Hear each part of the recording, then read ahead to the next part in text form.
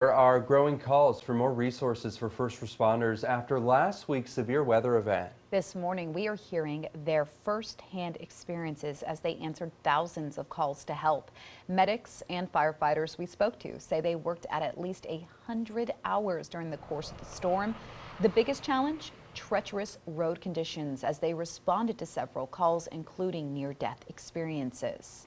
My first patient who told me that he thought he was going to die, and that he was asking me to put him out of his misery because he was just in so much agony from the lack of oxygen. I remember we had a call on 12th Street.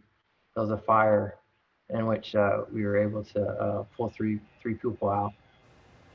The Austin EMS Association delivered 1,800 meals to first responders, hospital staff, and local shelters. They've now created a winter storm relief fund to help medics affected by the storm.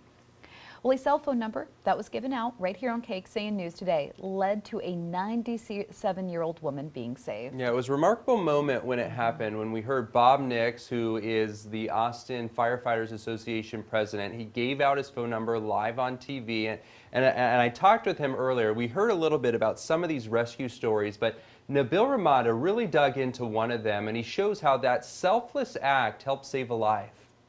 At 97 years old, Ruth Borinstein is as gritty as they come. And you can see she's doing great now. Flashback to last week, and Ruth was stuck inside her home with no power and no heat.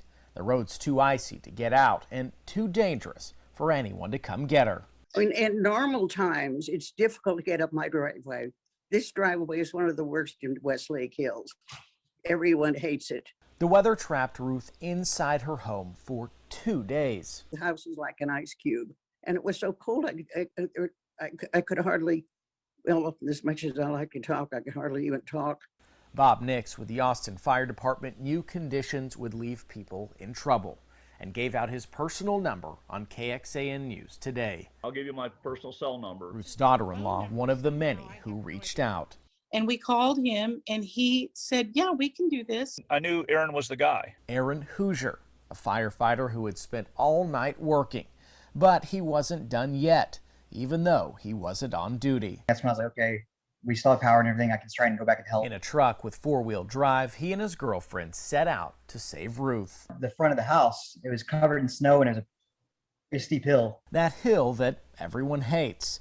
But it didn't stop Aaron and his girlfriend from getting Ruth inside their car and to safety at her granddaughter's house. And now there's plenty to talk about. Thank you both very much. We just wanted to help however we could.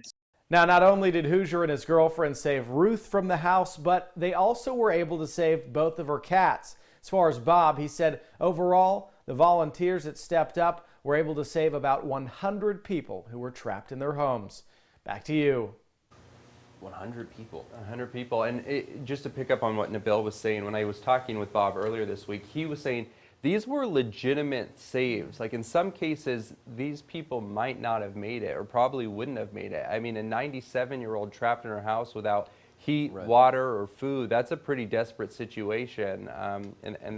This was one of those legitimate saves. Right, and a lot of people actually lost their power before we actually saw the record-breaking low temperatures. The temperatures got colder by the day here, so again, incredible that there was a lot of life-saving people out there to brave the storm and get out on the roads. I mean, the roads were impassable in a lot of neighborhoods.